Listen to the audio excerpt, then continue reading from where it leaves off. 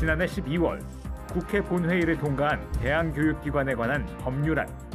대안교육법 법제화에 따라 공교육박 청소년이 교육권을 보장받을 수 있게 된 만큼 기독교 대안학교 현장에서도 새로운 변화를 기대하고 있다.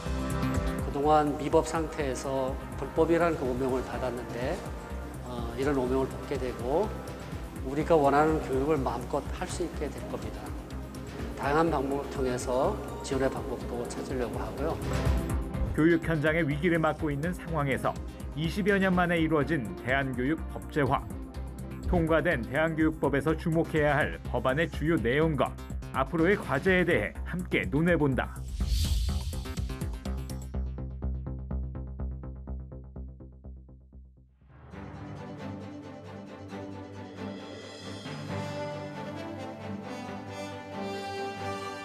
시청자 여러분 안녕하십니까? 한국교회를 논하다 오늘 진행을 맡은 정명호 목사입니다. 대한교육기관에 관한 법률안이 지난해 12월 국회 본회의를 통과했습니다. 현 교육체계의 한계를 넘어 새로운 교육적 대안을 제시하려는 대한교육운동이 1990년대 중반부터 활발하게 전개되기 시작했었는데요. 그래서 이번 대한교육기관에 관한 법률안 통과는 대한교육 진영의 20여 년 수건이었던 대한학교 법제화 운동의 결실이기도 합니다. 그동안 미인과 대한교육 시설로 간주되어 법적 지위가 불분명했던 대한학교들이 이 법안을 통해 이제는 대한교육기관으로 등록할 수 있는 법적 근거를 마련한 것이 핵심인 만큼 앞으로 대한학교 현장에 많은 변화가 예상됩니다. 그래서 오늘 한국교회를 논하다에서는 대한교육법 통과에 따른 의미와 법안의 주요 내용들을 살펴보고 앞으로 해결해야 할 과제는 무엇인지 함께 알아보고자 합니다. 코로나19 관련 확진자가 연일 발생하고 있는 가운데 최근 한 대안학교에서 확진자가 다수 발생해 우려를 낳고 있습니다. 학교를 운영하는 선교회는 공식 홈페이지를 통해 사과문을 올렸습니다. 방역에 더 철저한 노력을 통해 학교 현장에 피해가 없도록 노력이 필요하고 방역에도 모두가 더 힘써야 될 것 같습니다. 하루빨리 이번 사태가 종식되기를 바랍니다. 오늘 이야기 나눠주실 분들을 소개해 드리도록 하겠습니다. 나드림 국제 미션스쿨 교장이자 한국기독교대안학교연맹 이사장이신 김승욱 목사님 나와주셨습니다. 안녕하십니까? 네, 반갑습니다. 이어서 한국기독교대안학교연맹 차영회 사무총장님 나와주셨습니다. 네, 반갑습니다. 반갑습니다. 네. 끝으로 별무리학교 박현수 교장 선생님 나와주셨습니다. 반갑습니다. 안녕하세요. 네. 그동안 한국 사회에서 공교육 현장에 아쉬운 점들이 드러나면서 대안학교에 대한 관심은 높아졌지만 대안학교의 정확한 이해와 필요성에 대한 인식은 아직도 부족한 것 같습니다. 대안교육 혹은 대안학교란 무엇인지 우리 박현수 교장 선생님께 간단한 설명 부탁드리겠습니다. 지금 우리의 공교육 제도는 18세기, 19세기 산업화가 시작되어지면서 그 산업화에 필요한 인력들을 키우고자 시작된 것이 공립학교라고 이렇게 볼 수가 있을 것 같습니다. 그러다 보니 그 산업화에 필요한 획일적인 인간들을 키워내는 그런 부작용을 낳게 되었고 이것에 대한 이제 대안으로서 이제 서구 사회에서 썸머힐 학교라든지 발도르프 학교와 같이 전인적 교육 그리고 체험 위주 인성 교육이 필요성들이 대두되었고 이런 것들이 대안교육이라고 하는 이름으로 시작이 되었다고 생각합니다. 이런 교육들이 우리나라에서는 입시제도의 그 획일화 경쟁적인 교육의 모습들의 문제점들을 보이면서 이런 것들 어떻게 하면 우리가 대안적인 교육으로 해결할 수 있을까? 이런 이제 관점에서 시작된 것이 대안교육 그리고 대안학교들이라고 할 수 있을 것 같습니다. 네, 잘 알겠습니다. 작년 2020년 12월 9일 국회에서 대안교육기관에 관한 법률안이 통과되었다고 하는데 이 법안은 어떤 내용인지 우리 차영회 사무총장님께 자세한 설명을 부탁드립니다. 네, 쉽게 말씀을 드리면 국적이 없던 사람이 주민등록증을 가지게 된 것과 마찬가지입니다. 그러니까 신분증이 생겼다는 거죠. 예, 그렇긴 하지만 이게 학교라는 그 완전한 형태가 아니기 때문에 학력 인정이라든가 또는 지원에 관한 부분들은 없습니다. 그래서 최소한의 법적인 테두리를 가지게 되었다. 이게 큰 내용이라고 보시면 될 것 같습니다. 네. 학교라는 공식적인 지위를 가지게 되었다는 것이 가장 큰 의미인 것 같은데, 그렇죠. 네. 대안교육의 핵심 취지를 살리면서 학생의 안전과 학습권을 보장한다는 취지에서 이 법안이 제정되었다고 한다면 대안학교로서는 대안교육기관에 관한 법률안 통과가 주는 의미는 또 무엇인지 우리 김승욱 이사장님께 설명을 부탁드립니다. 네.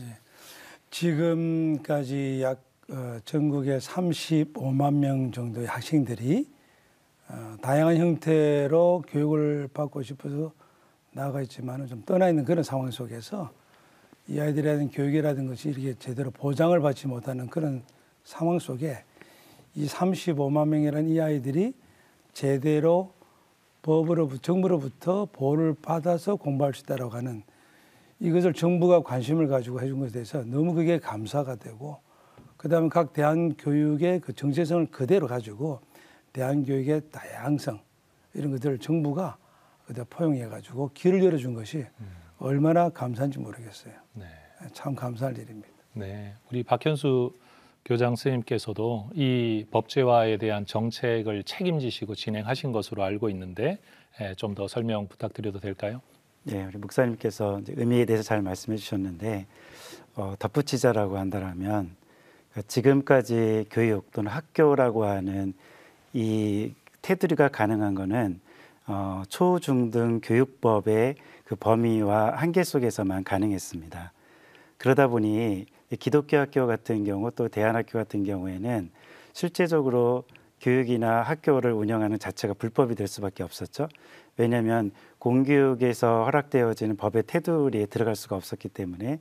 근데 이번에 우리가 제정된 대안교육기관법은 대안교육기관들이 공식적으로 법의 테두리에 가서 교육이라는 또는 학교라고 하는 정체성을 가지고 교육을 해낼 수 있고 우리 다음 세대들을 키워낼 수 있는 길이 열렸다라고 하는 것, 그게 이번 법이 갖고 있는 가장 큰 의미가 아닐까 이렇게 생각해 봅니다. 네.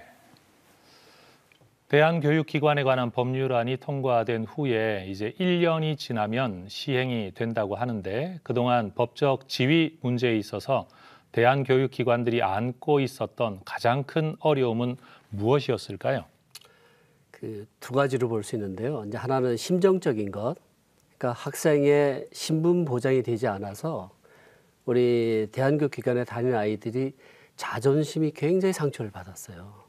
그 이제 둘째는 실제적으로 그 교육기관임에도 불구하고 학교 명칭을 사용하지 못하고 또는 부가세에 대한 그런 압박을 받은 것이죠. 그래서 이렇게 해서 말씀을 드리면 대한민국에 살고 있는 국민에도 불구하고 이방인 같은 취급을 받았다는 것이 저는 가장 큰 어려움이라고 생각을 합니다.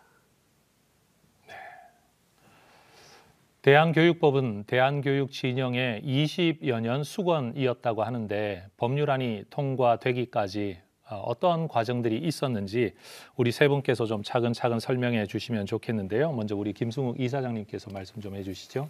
네, 감사하게도 이제 20년 만에 이제 통과됐는데 20년 동안을 저희들이 인생을 바쳤습니다. 이걸 그냥 달려왔고 오직 한 가지 이제 제목은 우리 아이들이 좀 다양한 형태의 교육을 좀 마음껏 받을 수 있으면 좋겠다. 근데 통과되기까지 이제 어려움은 제가 볼 때는 좀 두 가지가 있었습니다. 현행 초중등 교육법에 의하면은 운동장이 있어야 된다. 교육이라고 하는 것이 제가 영국이나 유럽 봤을 때에 킹스 칼리지 같은 경우만 하더라도 이 다양하게 인프라를 구축해서 그렇게 진행을 하는데 저희들이 계속 찾아다니면서 이 부분을 설득하게 될 때 국회의원들이 이제 멤버분들이 잘 이해를 못 하시는 거예요. 그래서 교육이라고 하는 것이 좀 다양성, 그러니까 건물 안에서만의 이루어지는 그것이 아니라고 하는 이 부분을 좀 자연을 벗어날 수 있는 이런 부분들을 계속 설득하는데 계속해서 초중등 교육법 안에서 하면 된다, 하면 된다. 그러니까 그 속에서 하려고 하니까 어려운 거예요. 그래서 20년 동안 쭉 오면서 말씀드린 동안에 많은 이제 의원들을 만나는 그 과정 중에 설득했는데 어떤 분은 이해했다가 안 됐다가 또 바뀌면 이해했다 안 됐다가 그렇게 지난 세월이 20년이 되었습니다. 네, 그러셨군요. 이 정책이 실행될 수 있도록 가장 많이 애써주신 분 중에 한 분이 우리 또 박현수 교장 선생님으로 알고 있습니다. 어떠셨는지요? 법을 좀 먼저 이해할 필요가 있다고 생각하는데, 그러니까 저희 나라가 90년대에 들어오면서 학교 붕괴, 또 청소년들의 자살이라는 아픔, 또 그 학교 밖 청소년들의 빠른 증가, 이런 걸로 인해서 학교의 위기가 닥친 게 90년대였습니다. 그러니까 정부에서는 이런 것들을 해결하기 위해서 97년도에 특성화 학교를 인정해 주자. 그러니까 학교가 자율성을 가지고 다양한 교육을 이렇게 실천할 수 있는, 그러니까 교육교육 제도가 너무 이게 좀 타이트하고 획일적이다 보니까 그것을 좀 풀어주자는 취지로 97년에 특성화 학교들을 연 것이 어떻게 보면 이 대안교육의 시작이라고 볼 수가 있는데, 그 이후에 그렇게 했지만 여전히 이런 문제는 해결되지 않았고, 이것이 좀 더 많은 그 다양한 학교들이 존재할 수 있도록 해줘야 되지 않겠느냐, 이런 취지로 고민하다가 이제 2005년에 생긴 법이 이제 각종 학교로서의 대안학교를 허용해 주자라는 법이 이제 생기게 됩니다.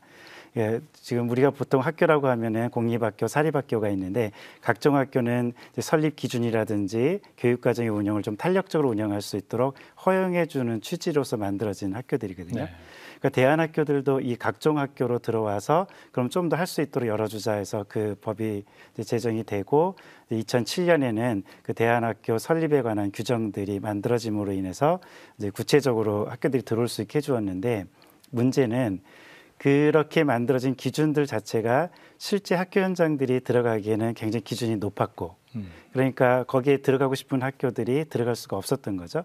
그러니까 대부분의 학교들은 그냥 미인과 교육기관으로 남을 수밖에 없는 그런 문제점이 있었고, 두 번째는 설사 기준이 좀 낮아진다 할지라도 학교들이, 특히 기독교 학교 같은 경우에는 그 기독교 이념에 따라서 그 우리 그리스도의 책임 있는 제자들을 키워내야 되는 것들을 목적으로 해서 세워지는데, 그런 것을 할 수가 없습니다. 왜냐하면 공교육 속에서는 그 허용이 안 되어지니까.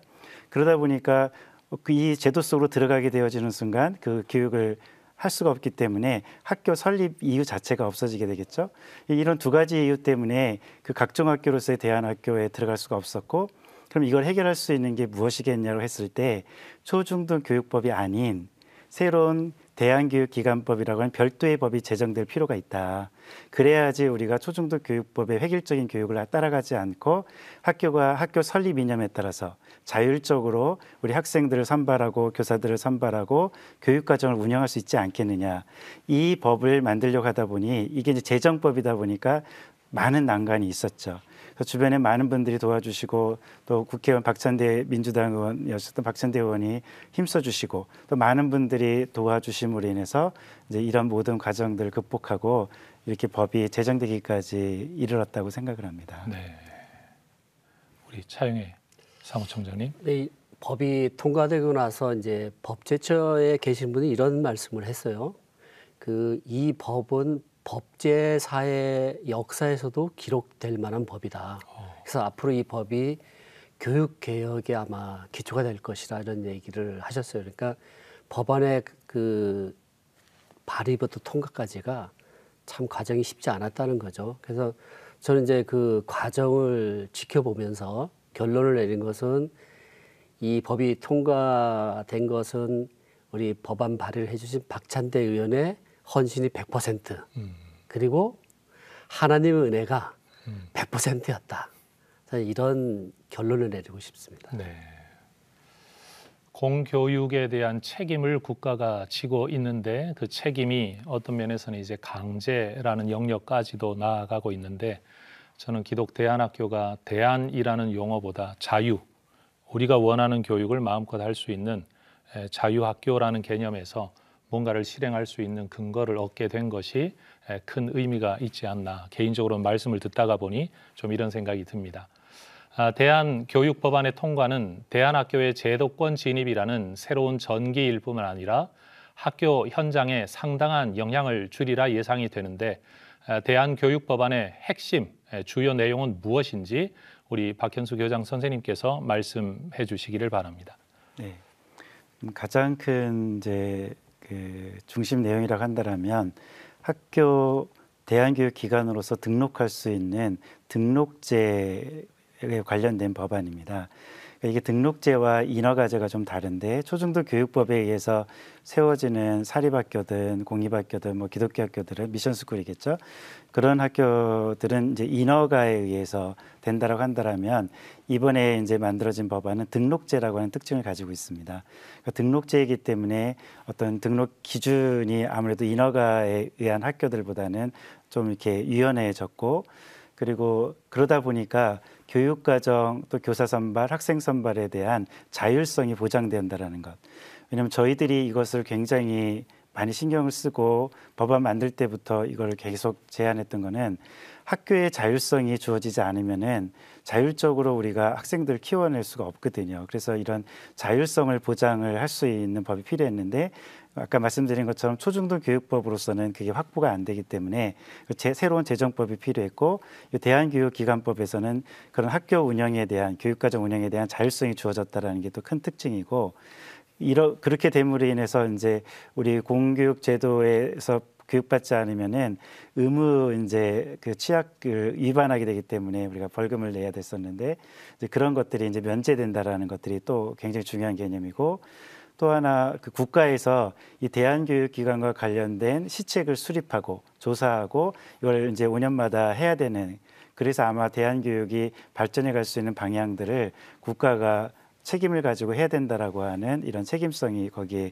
들어가 있다는 것 그런 부분들이 있고 좀 다만 아쉬운 거는 이번에 지원에 관련된 부분들은 다 빠져 있는데 이제 그런 부분들은 좀 아쉽지만 여튼 뭐 지원은 빠졌어도 그 학교로서 교육기관으로서 운영할 수 있는 기본적인 그런 틀들은 하는 최소한의 법이라고 이렇게 봐도 될 것 같습니다. 네.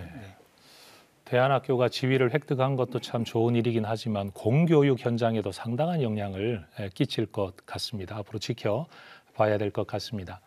대안교육의 법제화는 기독교 대안학교들이 원했던 일이긴 하지만 이후 대안학교들에게 미치는 긍정적인 면과 또 우려할 점이 있을 것으로 예상이 되는데요. 어떤 것들이 있을까요, 김승우 목사님?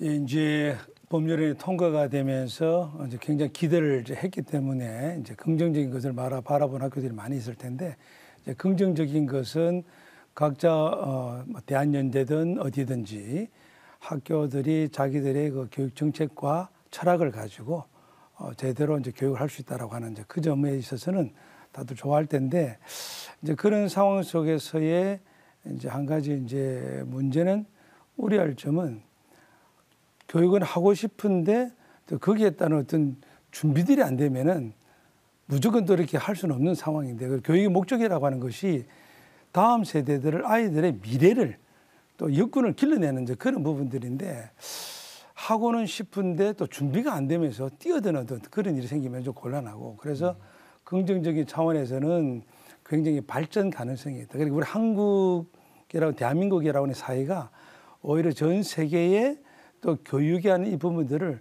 새롭게 도전을 줄 수 있는 그런 기회가 되지 않을까.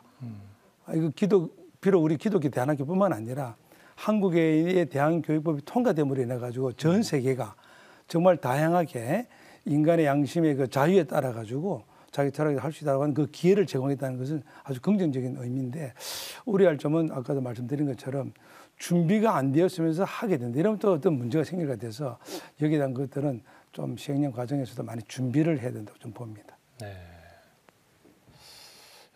약속하지는 않았지만 우리 차영애 사무총장님께 전 한 말씀 좀 드리고 싶은 것이 있는데 우리 기독교 대안학교 연맹의 사무총장으로서 많은 대안학교들을 방문하시고 또 실사도 하시고 들여다보시는 살림을 다 들여다보고 계신 상태에서 자율권을 얻었다라는 건 굉장한 좋은 점이지만 우리 기독교 대안학교들이 특별히 신경 써서 이 문제에 대해서 대응하고 우리 수준을 높여야 될 어떤 부분들이 분명히 있을 것 같습니다. 좀 권면의 말씀이나 부탁의 말씀이 있지 않을까 싶습니다. 우려점에 대해서. 네, 네, 그렇죠. 이 법안이 좀 오해하시는 분들이 있어요. 이 법안이 기독교계만을 위한 법안이라고 또 생각하시는 분들이 있거든요. 절대 그렇지 않고요. 이제 모든 그 대안학교를 위한 법안이고요. 그래서 우리 이제 기독교계로 본다면 어떻게 보면 좀 숭고한 말씀이지만 지금까지는 우리들만의 경기라고 볼 수 있죠. 근데 이제 이 법으로 통해서 기독교 대안학교가 세상 밖으로 나오는 거죠. 그래서 이제 나오다 보니까 우리의 알몸 그대로를 세상 밖으로 보여주게 되는 거예요. 그렇다면은 사회와도 소통이 필요하고 이제 그렇게 되면 사회 속에서 존재 의미를 갖는 공공성도 확보를 해야 되고 또 회계의 투명성이라든가 또는 운영의 민주성 이런 것들이 사실은 좀 약간 미약한 면이 있죠. 그래서 오히려 이제 이 법을 통해서 우리가 내부적으로 더 건강하게 하고 튼튼하게 하고 이런 것들이 좀 돼야 되지 않을까. 제가 1년에 한 4, 50개 정도의 학교를 방문을 하거든요. 보면 아마 공통적인 면이 있지 않을까 그런 생각을 저는 합니다. 그럼 연이어 이 질문을 한번 드려보겠습니다. 법률안이 통과되기는 했지만 앞으로 시행까지 해결해야 할 과제가 많으리라고 예상이 됩니다. 또 시행령도 만들어져야 될 것이고요. 시행 전까지 어떤 내용들을 수정해야 하고 또 앞으로 해결해야 할 과제가 무엇이 있을지 좀 말씀 부탁드립니다. 그러니까 법은 저희가 이제 이 테두리를 만드는 거거든요. 이제 시행령은 그 안에 내용을 채우는 거라고 보시면 됩니다. 그래서 아주 법을 운영할 수 있는 세부적인 내용을 담고 있죠. 그래서 저희가 이제 이 시행령에서 지금 이제 가장 중점을 두는 것은 그 설립 이념이 훼손되지 않는 것, 그다음에 교육 과정을 간섭받지 않는 것, 이거에 대해서 세부적으로 이제 힘을 기울이겠는데 이것은 이제 국가와 저희들 간의 싸움입니다. 그리고 또 학교들마다 조금씩 바라는 바가 달라요. 형편도 다르고 그래서 이런 것들을 조율하고 나가는 것이 아마 가장 큰 과제인가 싶습니다. 네, 우리 박현수 교장 선생님께서도 오랫동안 이 정책 실행을 위해서 준비해 오셨는데 좀 부탁의 말씀 드리겠습니다. 우리 현실적으로 바라보면 지금 이제 기독교 대안학교 또 일반 대안학교들이 또 뭐 파악한 걸로 한 300여 개 정도, 아마 파악하지 못한 것까지 하면 500개 정도의 학교가 지금 있을 거라고 추측만 하고 있는데 사실은 이런 것들이 보이지 않게 많은 문제를 일으키고 있다고 생각합니다. 좀 우리가 오해하고 있는 게 대안학교니까 마음대로 우리가 설립해도 되고 마음대로 우리가 하고 싶은 것들을 할 수 있는 학교가 아닌가, 이런 생각들이 돼서 오용되고 있는 측면도 좀 있다라고 생각을 해요. 예를 들면 어떤 그 사업성이라든지 또 본인의 어떤 개인적인 것들을 추구하면서도 붙이긴 다 대안학교라고 붙이는 형태가 된다라는 거죠. 그러면 그런 학교들에게 생기는 문제는 고스란히 전체 그 잘하고 있는 대안학교들까지 영향을 주고 학부모나 학생들의 신뢰를 깨트림으로 인해서 대안교육 또는 기독교 교육의 전체적인 신뢰를 무너뜨리게 되어서 생태계가 무너지는 이러한 어려움을 겪을 수 있다라고 저는 생각하고 있습니다. 결국은 그러면 그렇다고 이것을 그럼 강제적으로 못하게 할 수 있는 근거를 어떻게 찾을 것인가, 이런 딜레마들은 좀 있다고 생각합니다. 그렇다면 앞으로 이제 우리가 시행령 만들기 전에 어떻게 하면은 현장의 건강성, 그러니까 우리 교육이라는 거는 후세대를 어떻게 잘 키워서 국가의 어떤 미래하고도 굉장히 관련이 있고 한 개인의 인생에 있어서 이거는 실험을 할 수 있는 실험 대상이 아니거든요.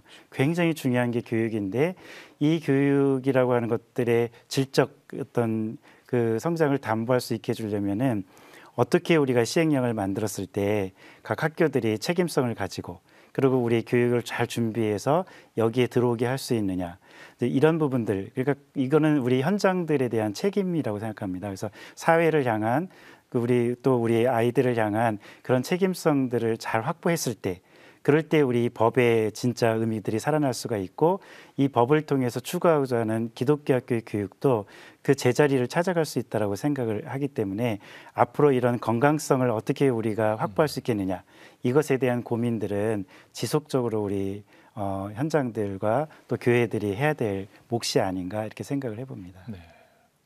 자체적으로라도 잘 검증이 되고 어떤 최소한의 책임을 유지하려면 아마 기독교 대안학교 연맹 차원에서의 회원권에 대한 좀 자세한 뭔가가 필요하지 않을까라는 생각이 드는데, 우리 김승욱 이사장님께서도 이 시행령과 관련해서 또 우리 연맹은 또 어떻게 진행하실 수 있을지, 또 풀어야 될 숙제가 뭘지 한 말씀해 주시죠. 이제 막상 통과되면서 이제 우려되는 게 시행령 문제인데 우리 정책위원장 말씀하신 것처럼 이것을 사업성으로 뛰어드는 분들이 가끔씩 눈에 보여요.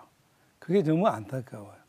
정말 교육이라고 하는 것은 한 명이라도 교육을 하고 싶다 했을 때에 안아서 갈 수 있는 그런 게 돼야 되는데 그것이 아니라 소위 우리가 과거 참 반성해야 될 부분들인데 기족학교라는 말을 좀 많이 들었지 않습니까? 그런 형태의 어떤 학교들이 또 대안학교라고 해서 나오면 안 된다는 거죠.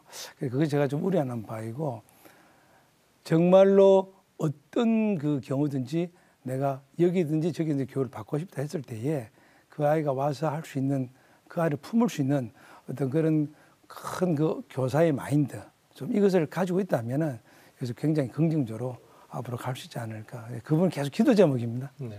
예. 다양한 대안학교가 존재하는 것 자체에 대해서는 우리 자유민주주의 사회에서 누군가가 강제할 수는 없는 것 같은데 분명히 기독교 관점에서의 교육을 하기 위한 대안학교들 그런 면에서는 기독교 대안학교 연맹이 기독교성이 강화되면서도 사회성이 담보되어진 그런 교육기관들의 연합체로서 자리를 잘 잡아가시면 좋겠다라는 생각이 좀 듭니다. 해외에서는 대안교육기관들이 존재하는지 또 있다면 어떻게 운영이 되는지 또 대안교육기관들에 대한 국가의 지원은 어떻게 이루어지고 있는지도 사실은 궁금합니다. 한국 교육의 문제점 때문에 우리나라에서만 생긴 게 아닌가라고 생각하는 시청자분들도 계실 수 있을 것 같아서요. 특별히 유럽에서 참고할 좋은 사례들이 많다고 전해 들었는데 우리 김승욱 이사장님께서 좀 소개해 주시겠습니까? 예, 제가 이제 영국에 유학 시절에 여러 학교들을 방문했었는데 이제 영국 교육법 제7조에 보면 그 열린 학교에 대한 그 법이 있습니다. 그러나 모든 취학을 해야 될 학생들은 이제 공부할 수 있는 기회를 줘라. 그래서 대부분 사립학교가 거의 다 대안학교 형태인데 그렇게 했을 때에 그 부모들의 그 경비를 좀 들어주기 위해 가지고 좀 요청하게 될 경우에 정부에 지원하는 게 있습니다. 대신에 이제 간섭을 하지는 않습니다. 그런데 그것보다 좀 더 실제적으로 그 정부에서 지원하는 그 지자체에서 지원하는 것이 조금 한계가 있으면은 부모님의 참여가 있는데 12명이 영국의 뉴포트에 있는 학교인데 12명이 모여서 하는 학교가 있었어요. 그래서 제가 가서 방문해 보니까 이게 어떻게 가능한가 했더니 교회에서 한 학생당 또 40만 원씩으로 또 지원하더라고요. 그러니까 교육에 대해서는 뭐 신경 쓰지 말고 열심히 잘 가르쳐라 그런 뜻이고 78명 되는 학교도 가보게 되니까 마찬가지로 이제 교회의 규모를 떠나가지고 교회에서 이 아이들을 교육을 시키자라고 해가지고 지원하게 되니까 제가 볼 때는 그게 참 바람직하더라고요. 그러면 학부모의 부담이 절반, 또 교회에서 헌금하는 거 절반, 또 그러다가 나라에서 필요한 것이 조금 한 20% 정도. 그렇게 이제 돌아가는 것이 좀 편안한 거 같고 포르투갈 리스본에 간 적이 있었습니다. 한 60명 정도 하는데 거기에는 딱 이제 인원수가 많지는 않고 이제 교사 선생님들이 후원 체제로 하게 되니까 마음껏 그냥 가르치는 얘네는 뭐 부담 없이 가르치는데 학생들 부모들이 이제 교사들에 대한 부담들이 후원을 받아서 하게 되니까 어림이 없는 거예요. 그럴 때에 그 아이들의 이제 그 급식비라든지 이런 부분들은 또 교과서 구입이라든지 그러니까 학습에 필요한 가장 기초적인 것은 그냥 학습한다 그러면 지원해 주는 거예요. 국가가. 네. 덴마크 같은 경우도 네덜란드도 이제 마찬가지인데 거기서 이제 학교를 하게 되면은 그 덴마크 같은 경우는 70% 정도를 요청하면은 이렇게 지원하게끔 됐습니다. 그런 부분에 있어서 획일화가 되지 않으니까 융통성이 있게 되니까 그게 이게 선진국의 이런 점이 좀 다르구나 하는 그런 점을 느껴서 우리나라도 뭐 그렇게 되지 않을까 그런 기대를 해봅니다. 네. 우리 대한학교 연맹에서도 뭐 유럽뿐만 아니라 북미나 여러 기독교 관련 학교들을 탐방하시고 또 연수하시는 걸로 알고 있습니다. 우리 차영애 사무총장님께서도 좀 좋은 사례들 우리가 잘 모르고 있었지만 선진 국가에서 이루어지는 대안 교육의 사례들을 좀 설명해 주시죠. 네, 그 우리나라 이제 기독교 대안학교 운동의 역사를 좀 살펴보면 도움이 될 것 같아요.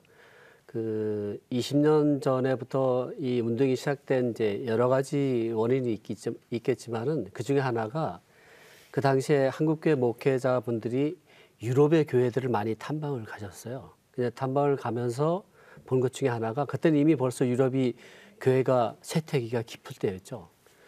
보니까 학교가 교회가 크지 않음에도 불구하고 건강하게 살아있는 거예요. 그 원인을 살펴보니까 그 안에 다 학교가 있다라는 거예요. 그런데 이분들이 한국에 들어와서 우리가 학교를 해야겠다 이런 이제 결심을 했는데 그 결심은 했지만 실제적으로 이제 실천에 옮긴 분들은 많지가 않죠. 그렇게 본다면 그 한국 교회도 이런 대안학교 운동과 같이 가야 되지 않을까. 그래서 이제 지금 보면 그 대안학교에 관련된 법들이 이제 우리 목사님 말씀하셨던 유럽과 또 대만과 일본 또 이제 크게는 뭐 미국에까지 이르르고 한국도 이제 시작이 된다면 대안학교에서 보면 한국도 선진국에 가깝다고 볼 수 있겠죠. 그러시군요. 우리 박현수 교장 선생님께서도 한 말씀해 주시죠. 네, 우리 목사님께서 말씀해 주셨던 것처럼 예를 들면 덴마크 같은 경우에 애프터 스콜레 같은 경우에 이제 학생들이 대학에 들어가기 전에 그 미리 이제 사회를 1년 동안 경험해 보게 한다든지 이런 형태의 이제 다양한 형태의 교육들을 시도해 볼 수가 있는데 저는 그게 가능한 게 예를 들면 법에서 학생의 교육 선택권을 인정해 준다든지 또는 학교가 사립학교를 설립할 수 있는 자율권을 법으로 헌법으로 보장해 준다든지 이런 법적인 체계가 갖추어져 있기 때문에 국가에서 실제로 아까 말씀하신 것처럼 70%의 재정적인 교사 인건비를 비롯해서 운영비에 대한 재정 지원을 가능하게 되어 있거든요. 근데 우리나라 같은 경우에는 지금 대한교육기관법이 통과되었지만 그 재정적인 지원은 전혀 없거든요. 근데 그런 차이가 생기는 거는 이제 법적으로 우리가 앞으로 나아갈 수 있는 그 모델로 삼을 수 있는 그런 것들이 이미 이제 그런 교육들이 제도화되어 있는 유럽의 제도들을 통해서 우리가 좀 이렇게 모델링 삼아서 앞으로 우리나라도 이 법이 점점 그렇게 좀 개선되어 가고 그렇게 정착되어 갈 수 있도록 하는 그런 노력들이 필요하다고 생각하고 좀 안타까운 면이 있습니다. 우리 학생들이 학교 우리 국민 세금 다 내고 있고 또 그 의무를 다 하고 있음에도 불구하고 이런 어떤 혜택이라든지 국가로부터의 재정적 지원이나 이런 거는 이 법이 통과됐음에도 불구하고 전혀 받지 못하고 있거든요. 다만 이제 저희들이 요걸 좀 해결할 수 있는 거는 지자체에서 자율적으로 제정하는 조례를 잘 만들어서 대안교육기관에 대한 조례들이 만들어진다고 한다면 일부 뭐 최소한 급식비라든지 진짜 국민으로서 당연히 누려야 될 이것도 못 누리고 있는 우리 대학교 학생들이 급식비라든지 교복비라든지 이렇게 최소한의 교과서라든지 이런 정도의 지원들은 가능하게 해야 되는 것이 마땅한 국가의 책무가 아닐까 이런 생각을 해봐서 그런 이게 대안학교이기 때문에 우리는 지원을 못해 이렇게 접근하는 것이 아니라 그런 어떤 학생이 교육을 선택했다라는 이것을 존중해 주어서 그 학생들 선택한 아이들에 대한 지원도 국가가 마련할 수 있는 이런 쪽으로 그런 모델들을 삼아서 좀 발전해 갔으면 좋겠다 이런 희망을 좀 갖고 있습니다. 그럼 앞으로 시행령을 만들 때는 국가가 요구하는 어떤 교육의 내용과 최소 수준 그리고 학교 설립의 자율성 또는 커리큘럼이나 교사 채용에 대한 자율성 이런 것들이 서로 잘 조율이 되어야만 이제 해결이 될 문제이겠네요. 이것이 저희들이 이제 법제화가 되었으니까 이게 아마 가장 큰 숙제로 풀어야 되지 않을까 싶습니다만 질문을 다시 한번 또 드리고 싶은데 그 시행령에 꼭 담아져야 될 내용 특별히 대안학교 측에서 우리가 꼭 요구하고 싶은 담아내야 될 어떤 과제들이 어떤 것들이 있을까요? 우리 차영애 사무총장님부터 다시 한번. 그러니까 이게 이제 사학이 계속 문제가 되고 있잖아요. 이제 사학의 문제가 되는 근본 원인들을 보면 학교가 학생 선발권이 사실은 없어요. 그러니까 이제 우리 교수님 말씀처럼 학교에 대한 교육 선택권이 없기 때문에 이게 일어나는 일이거든요. 근데 대안교육도 그 동일하게 그렇게 가면 안 되거든요. 저희는 그래서 학생 선발권이라든가 교사 선발권 또는 학교 운영의 자율성, 교육 과정의 자율성 이것이 확보가 돼야 설립 인연이 훼손되지가 않거든요. 그래서 근데 여기다가 저희가 그 기독교 용어를 사용할 수 사실 없잖아요. 그래서 이런 용어들을 사회에서 공공적으로 활용되는 언어를 택해서 어떻게 기술적으로 넣을 것인가 이게 정말 저희 아주 큰 과제입니다. 우리 이사장님께서는 저는 어떻게 생각하시는지. 그 속에서 지금 현재 초중등 교육법 안에 이제 종교 편향이라고 하는 것을 이제 넣어가지고 일반 학교에서 뭐 공립이든 사립이든 사기든 종교 편향 교육을 못하도록 되어 있는 것이 뭐 현 수준은 어쩔 수 없이 그럴 수밖에 없는데, 그러나 대학 교육 현장에서는 설립 이념과 교육 철학이라고 하는 것이 있기 때문에, 그래서 이제 불교는 불교대로, 천주교는 천주교대로, 그래서 학생도 내가 뭐 불교를 좀 알고 싶다, 천주교를 알고 싶다, 그래서 선택할 수 있듯이 그 시행령 안에는 그 일반 초중등 교육법에 들어있는 그 종교 편향과는 관계없이 글자 그대로 대안교육이기 때문에, 그래서 본인의 양심에 따라서, 양심의 자유에 따라서 교육을 받을 수 있는 그 내용을 뭐 그 종교 어떤 종교든지 그 부분이 들어가지 않으면은 이건 의미가 없죠. 예, 이제 그런 점에서 뭐 다 정부 당국자에서도 이 점은 충분히 이렇게 선진국화되는 법이기 때문에 충분히 뭐 이해하리라 보고 이제 충분한 조금 더 이제 구체적으로 어떻게 할 것인가만 잘 논의하면 되리라 싶습니다. 네. 대안교육기관에 관한 법률안 제정은 미인과 대안학교의 법적 지위 확보와 보호를 위한 첫걸음이라는 의미가 있지만 구체적인 시행령에 대해서는 많은 연구와 고민이 필요하다는 말씀들을 해주셨습니다. 끝으로 대안교육법이 다음 세대들을 올바르게 세워나갈 수 있도록 성도들은 어떻게 기도해야 하는지, 또 우리 한국교회의 책임은 무엇인지 재연의 말씀을 좀 순차적으로 들어보도록 하겠습니다. 우리 차영애 사무총장님. 네, 전 좀 송구하지만 한국 교회와 교단에 대해서 좀 말씀을 드리고 싶어요. 굉장히 좀 서운함이 많습니다. 제가 이제 20년 동안 운동을 하면서 또는 이제 법을 만드는 과정에 있어서 한국의 주요 교단 그 지도자 목사님도 많이 접촉해서 같이 운동을 하자, 같이 법 제정하는데 좀 도와달라고 요청을 많이 했는데 거의 관심을 보이지 않으셨어요. 그래서 그 점에 참 저희는 외롭고 좀 서운했고 그랬는데, 지금부터라도 좀 저희와 같이 손잡고 이런 그 기독교 대안학교 운동이 확산될 수 있도록, 문화로 정착될 수 있도록 우리 교회 지도자 목사님들이 도와주셔야 되고요. 우리 성도님들은 학교를 선택할 때 정말 개인의 욕심을 내려놓고 순수한 마음으로 선택을 해야 학교들이 건강하게 발전할 수 있거든요. 네. 우리 박 교장님. 그 우리나라 그 청소년 중에 그 신앙을 갖고 교회 다니는 친구들이 2.8%라는 최근에 통계가 있거든요. 그리고 우리 교회 중에 약 78%는 주일학교를 운영하지 못하고 있는 실정이라고 합니다. 이런 통계들이 주는 의미는 지금 다음 세대들을 키워내고 있지 못한 교회의 위기라고 저는 생각을 합니다. 기독교 세계관에 근거해서 어떤 교육을 통해서 다음 세대들이 책임 있는 그리스도의 제자로 키워내는 것들은 저절로 되어지는 게 아니라고 생각합니다. 가끔 그 대안학교, 기독교 학교를 보내는 것이 그 이렇게 험악한 세상 속에서 살아갈 아이들을 온실 속에 넣는 게 아니냐, 이런 우려를 하시는 목소리들도 있는데, 그렇지 않고 지금 이 세상과 맞서서 또는 세상을 섬길 수 있는 사람으로 키워내려고 하면 학생들을 잘 무장하고 또 그렇게 기독교의 인재들로서 잘 키워내는 것들이 중요한데, 그게 학교 교육이라고 하는 그 큰 노력을 통해서 키워내지 않으면 불가능하다고 생각을 합니다. 결국은 교회의 그 미래도 교육에 달려 있다라고 보는 시각이라고 생각을 하는데, 그런 측면에서 교회나 성도님들이 자녀들을 공립학교에 보낼 것인가, 기독교 대안학교 또는 기독교 학교에 보낼 것인가라는 이 고민은 하나님 앞에서 해야 될 고민이라고 생각합니다. 어떻게 보면 기독교 학교에 보내는 자체가 선교라고 할 수 있죠.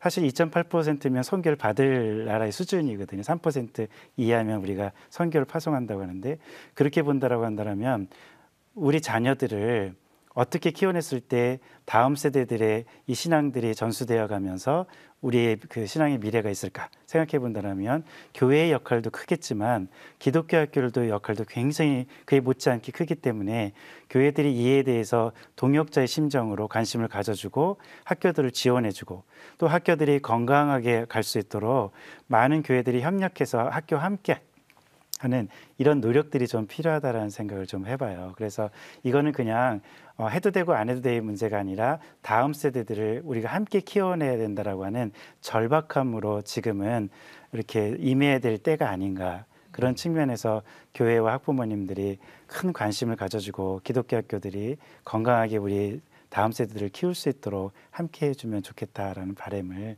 이야기해 봅니다. 네, 교회 교육 전문가들도 늘 고민하는 것이 주일에 한두 시간으로 우리 자녀들이 과연 신앙의 인물로 자라날 수 있을 것인가.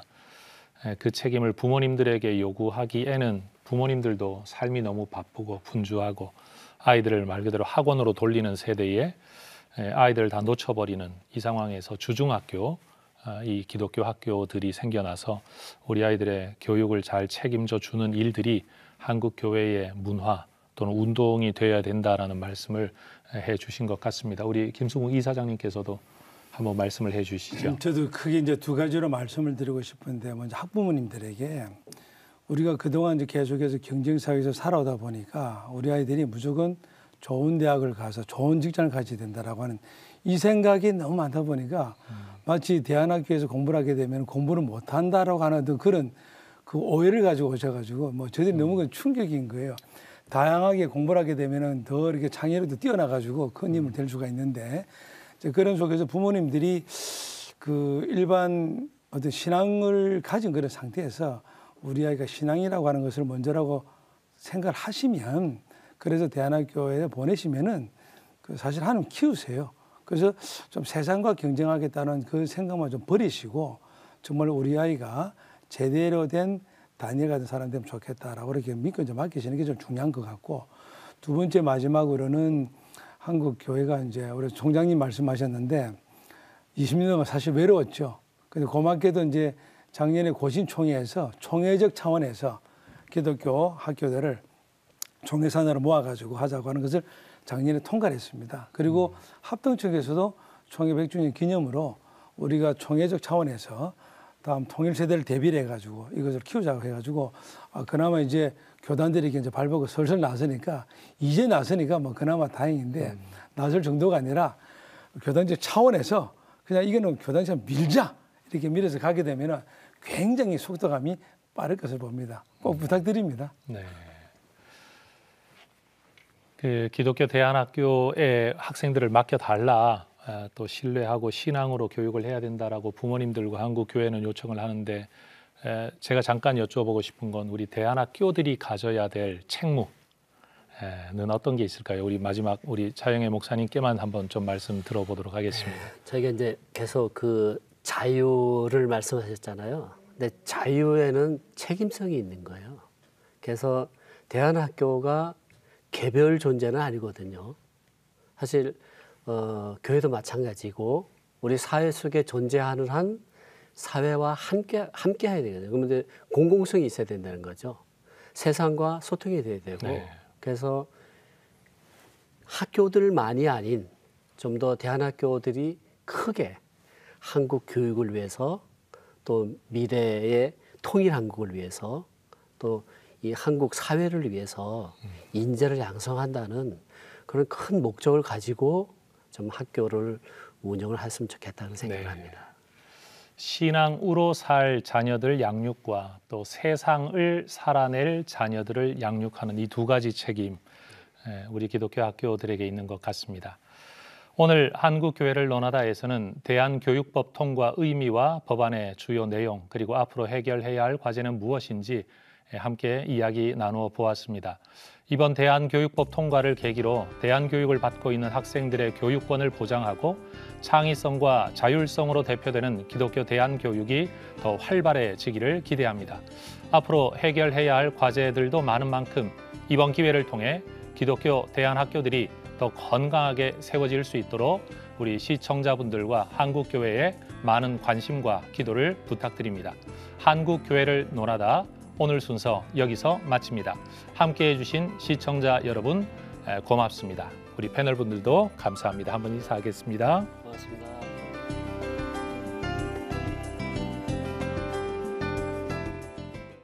이 프로그램은 CTS 방송가족의 사랑과 후원으로 제작되었습니다. 후원전화 02-6333-1003번, ARS 060-808-1004번으로 전화주세요.